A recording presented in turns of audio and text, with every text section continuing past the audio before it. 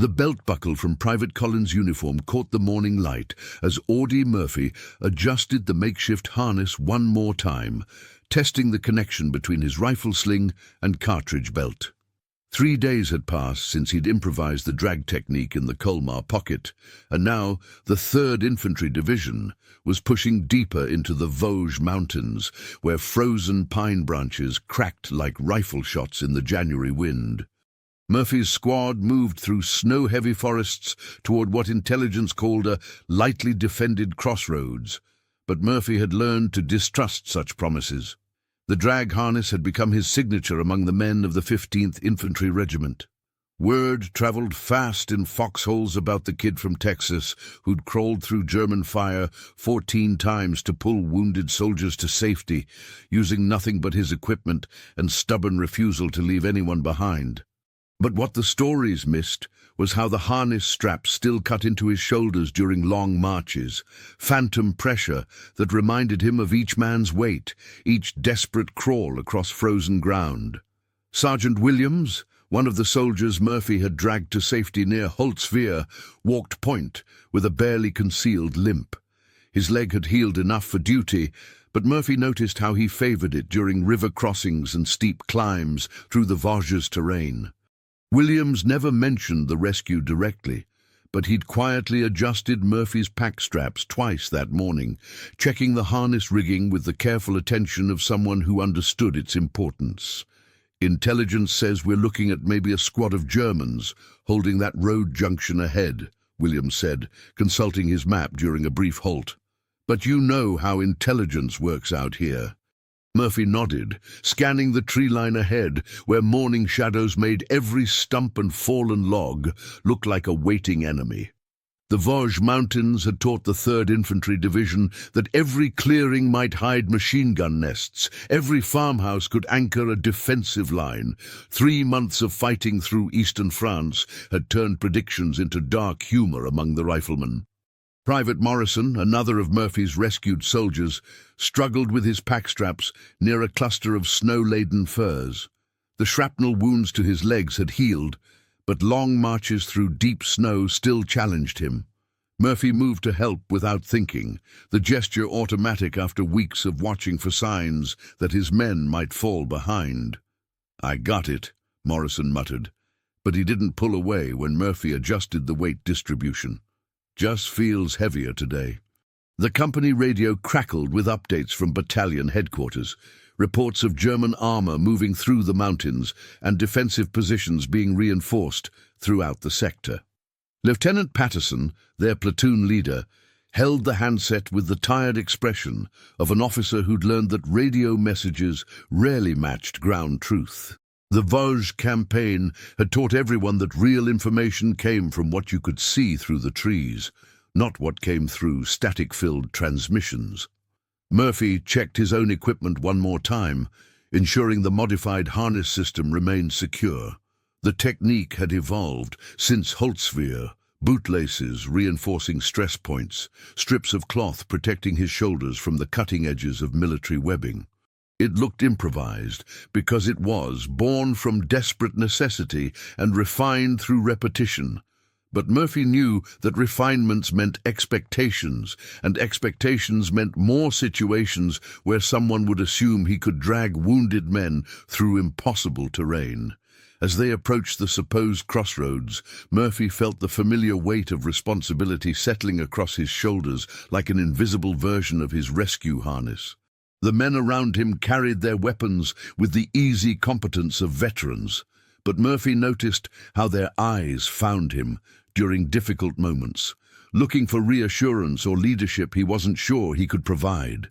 The legend was building faster than his confidence, creating a gap between what others expected and what he felt capable of delivering. The forest ahead remained silent, except for wind through pine boughs.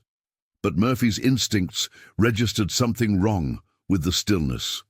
3 months of combat in the Vosges Mountains had taught him to read terrain and atmosphere, to sense when emptiness felt natural versus when it suggested hidden watchers.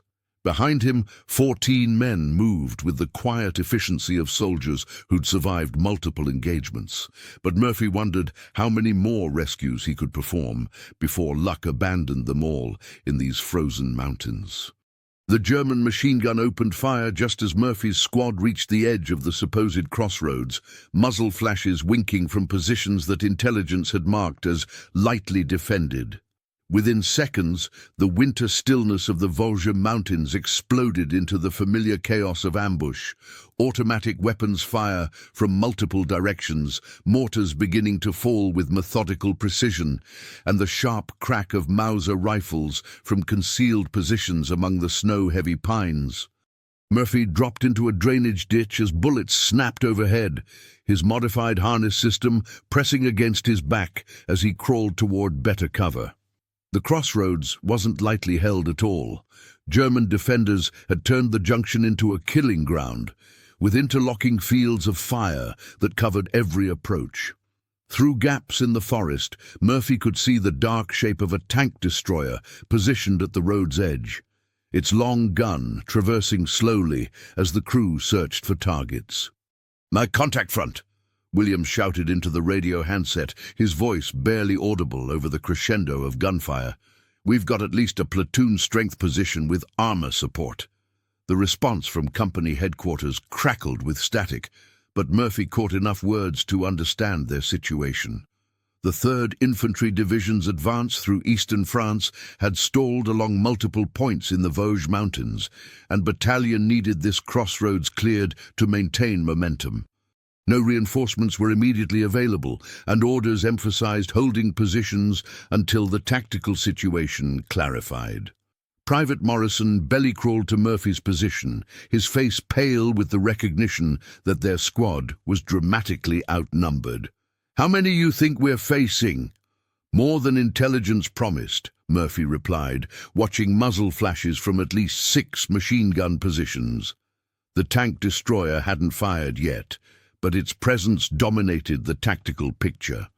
One high-explosive round could eliminate their entire squad if they remained bunched together. Lieutenant Patterson worked his way forward through the ditch, map case in one hand and radio handset in the other. His expression carried the strained look of an officer, realizing that his mission had transformed from reconnaissance to desperate defense. "Battalion wants us to maintain pressure on this position until the main assault develops." Murphy studied the ground ahead, noting how the German positions covered every obvious avenue of approach.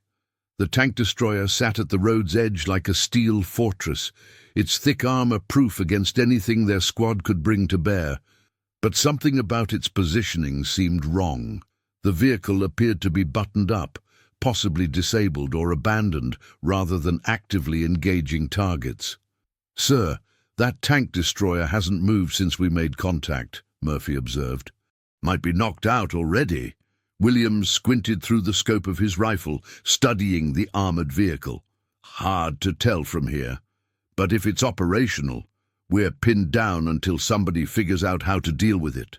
The mortar fire intensified, walking closer to their position with each salvo. Murphy felt the familiar tension building in his shoulders, the weight of responsibility that came whenever his squad faced impossible odds. Around him, soldiers who'd survived multiple engagements in the Vosges Mountains waited for orders or inspiration, their eyes occasionally finding him with expressions mixing confidence and concern.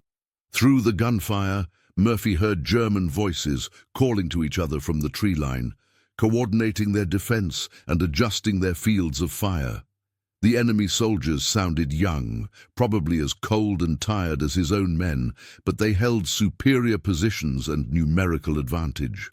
Standard doctrine called for his squad to withdraw and call for artillery support, but Murphy knew that withdrawal meant abandoning the crossroads and potentially compromising the entire divisional advance through eastern France. The modified harness system pressed against his ribs as Murphy shifted position, and he found himself calculating distances and angles the way he had during those desperate crawls near Holzwihr. The tank destroyer dominated the junction, but if it was truly abandoned or disabled, it might provide cover rather than threat. The question was whether anyone could reach it alive through the interlocking fire from German infantry positions hidden throughout the snow-covered forest. Company radio traffic painted a grim picture of the 3rd Infantry Division's situation throughout the Vosges Mountains. Multiple units had encountered stronger resistance than expected, and the January offensive through eastern France was stalling against German defensive positions that seemed to multiply with each engagement. Lieutenant Patterson listened to fragmentary reports, while Murphy's squad remained pinned in their drainage ditch, mortar rounds falling steadily closer to their position.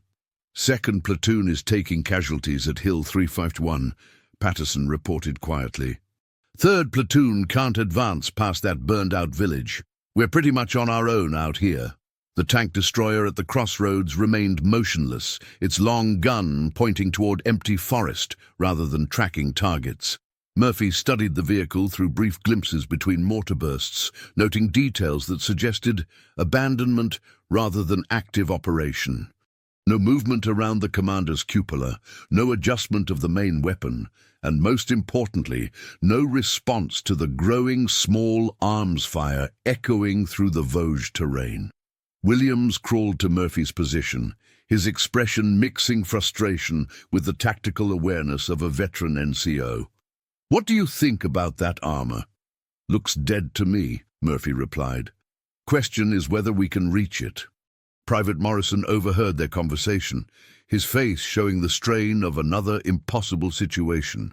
Since Holtzwihr, he'd developed an almost superstitious confidence in Murphy's ability to navigate deadly ground.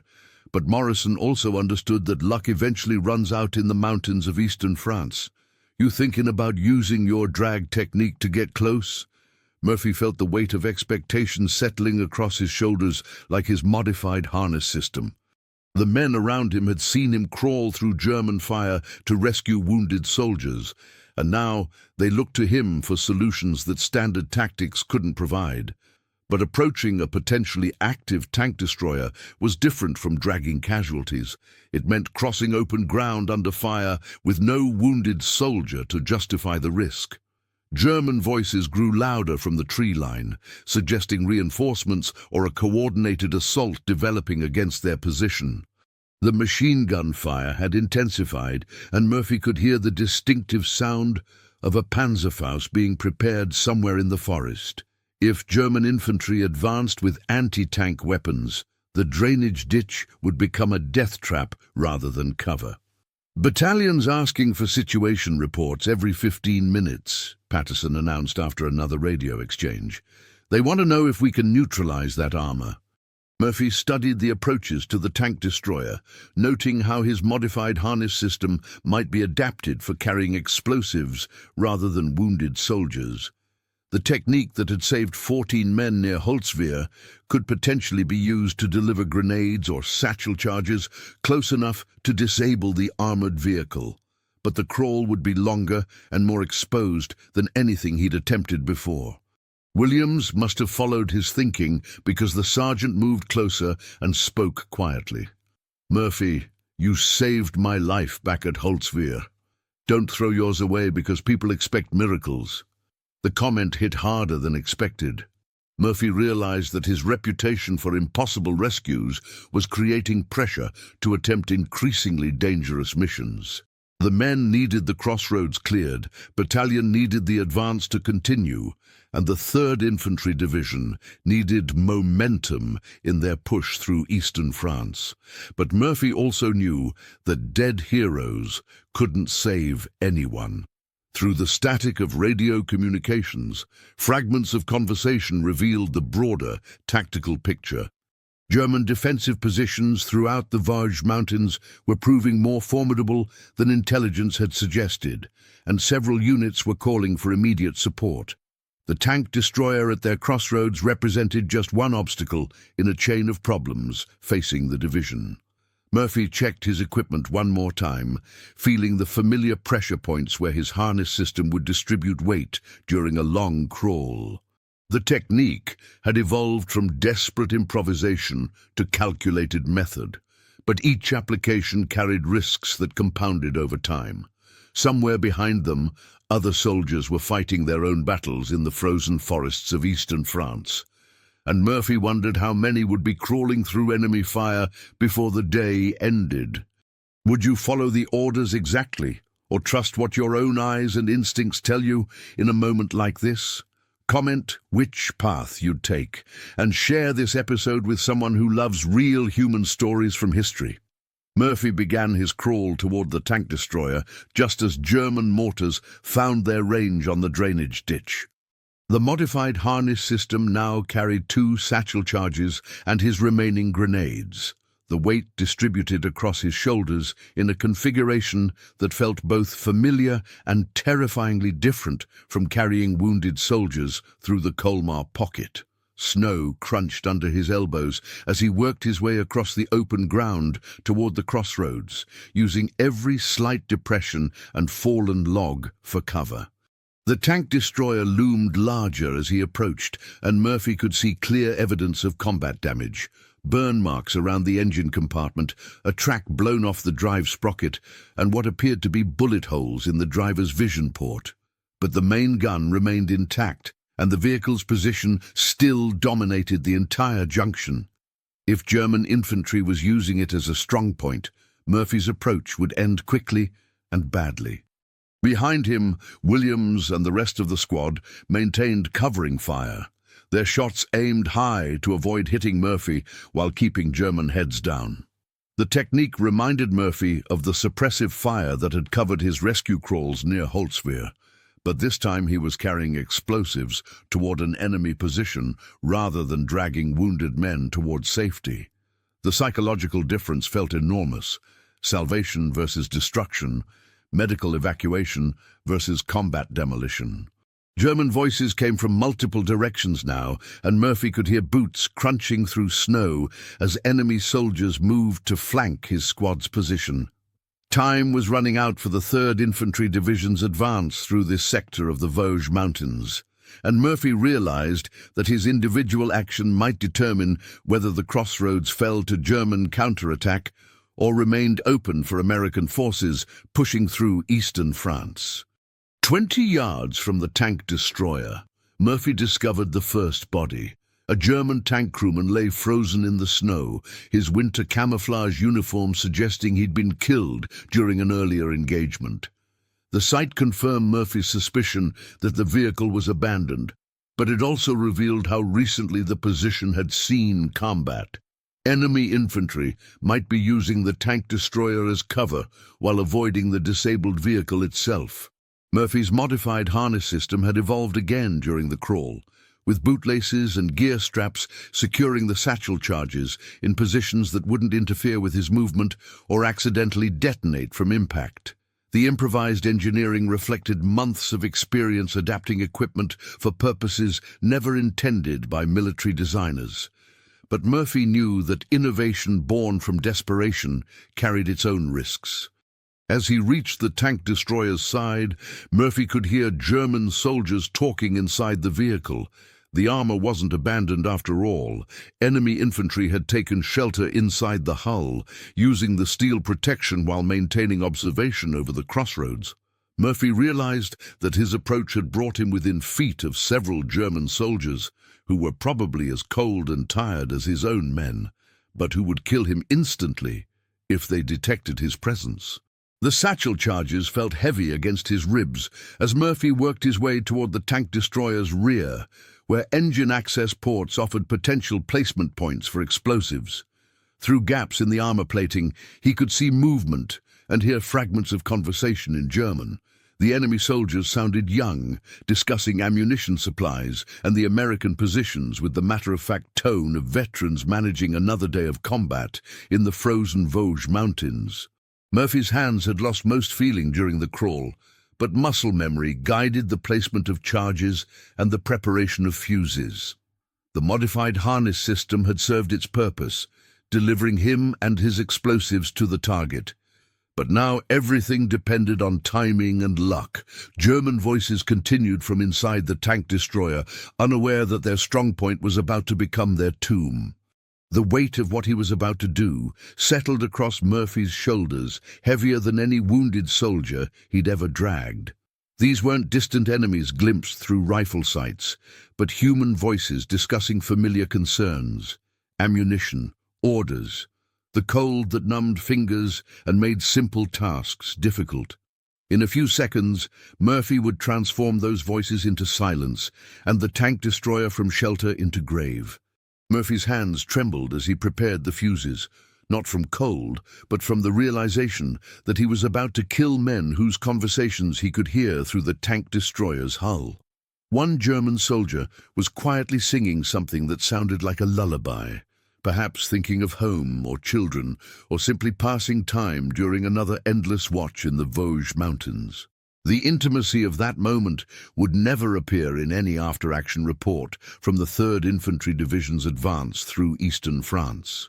The modified harness system that had saved 14 American lives near Holzwihr now served to deliver death with calculated precision. Murphy understood the tactical necessity. German infantry using the tank destroyer as a strong point could massacre his squad and countless other soldiers advancing through this sector. But understanding necessity didn't eliminate the weight of what killing felt like when you could hear your targets discussing ammunition counts and wondering when relief would arrive. Inside the tank destroyer, one German voice grew agitated, apparently spotting movement near the American positions. Murphy realized his time was running out. If the enemy soldiers emerged to investigate, they would discover him immediately. The satchel charges were positioned correctly, the fuses prepared, but Murphy found himself hesitating in a way that had nothing to do with tactical calculation and everything to do with the human cost of war. The German singing stopped abruptly, replaced by urgent conversation and the sound of equipment being moved. Through gaps in the armor plating, Murphy could see shadowy figures preparing to exit the vehicle, probably to establish better observation positions or coordinate with infantry hidden throughout the forest. In seconds, they would emerge and find him crouched against their shelter with explosives in his hands. Murphy lit the fuses and rolled away from the tank destroyer in a single motion, his body moving through muscle memory while his mind struggled with what he'd just initiated. The modified harness system caught on a piece of twisted metal, briefly tangling him against the vehicle's side before he broke free and began crawling desperately toward the tree line. Behind him, German voices escalated from concern to alarm as someone noticed the burning fuses. The explosion transformed the morning stillness of the Vosges Mountains into ringing silence, punctuated by falling debris. Murphy felt the concussion through the frozen ground, and when he turned back toward the crossroads, the tank destroyer was burning with thick black smoke that would be visible for miles across the snow-covered forests of eastern France. No voices came from inside the hull, no movement around the commander's position, no signs that anyone had survived the blast. Williams and the squad reached Murphy's position within minutes, their faces showing relief mixed with something harder to define. They had watched him crawl across open ground toward an enemy strongpoint, disappear behind the tank destroyer, and emerge just before the vehicle erupted in flames. To them, it looked like another impossible action from the soldier who had dragged 14 men through German fire, courage beyond normal understanding.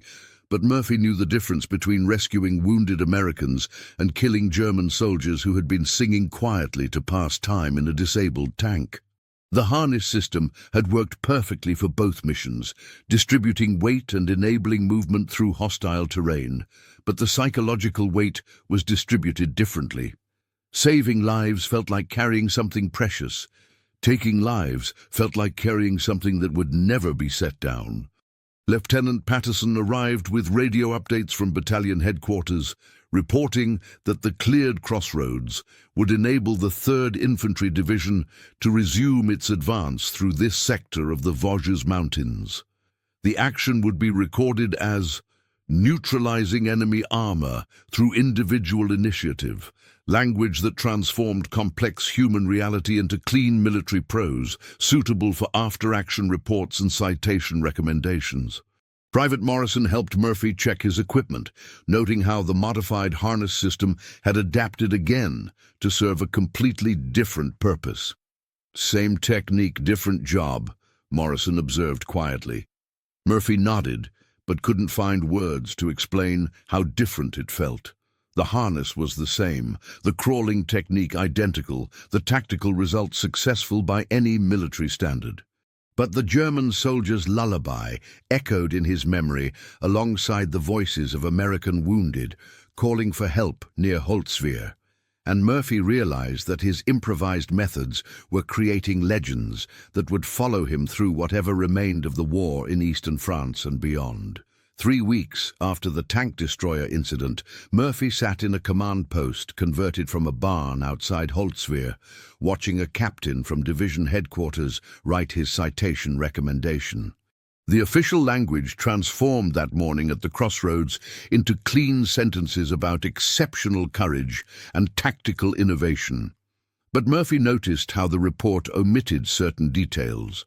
The German soldier's lullaby, the trembling hands, the weight of killing men whose voices he could hear through steel armor in the frozen Vosges mountains. The modified harness system hung from a nail in the barn wall, its improvised straps and reinforcements looking crude compared to standard military equipment. But soldiers from other units had begun copying the design, asking Murphy to explain the technique he'd developed for moving wounded men and equipment across hostile terrain. The 3rd Infantry Division's advance through eastern France had created dozens of situations requiring similar innovation, and Murphy's methods were spreading through the ranks like tactical folklore.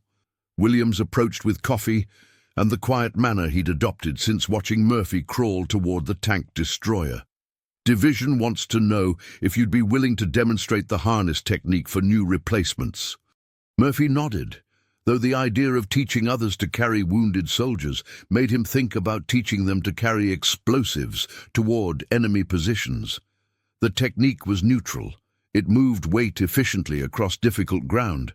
But Murphy had learned that innovation in combat rarely remained limited to its original purpose. Necessity and circumstance would adapt his drag method for missions he couldn't anticipate. Private Morrison returned from the aid station with news that several soldiers wounded near Holzwehr were recovering in rear hospitals and asking about Murphy's condition.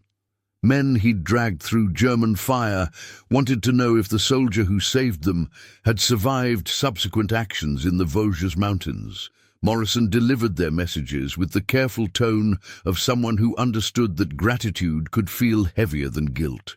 Outside the barn, snow continued falling across the landscape of eastern France, covering tank tracks and shell holes with deceptive peace. The 3rd Infantry Division would continue advancing toward Germany through whatever terrain and resistance awaited, carrying equipment adapted from necessity and techniques improvised under fire. Murphy realized that his harness system represented just one example of how combat transformed ordinary soldiers into innovators, survivors, and carriers of memories that would outlast any citation language. The captain finished writing and handed Murphy the carbon copy for review. The words looked accurate but incomplete, describing actions without capturing the psychological terrain those actions created. Murphy signed the document knowing that official history would record his technique and tactical results while leaving the human weight unmentioned. The lullabies, the trembling, the way rescue and destruction could use identical methods. Years later, Murphy would still feel phantom pressure across his shoulders during winter mornings, as if the modified harness system had become permanently attached. The sensation would remind him of both the American soldiers he'd pulled from German fire near Holzwehr and the German soldiers whose voices had stopped abruptly at the crossroads in the Vosges mountains.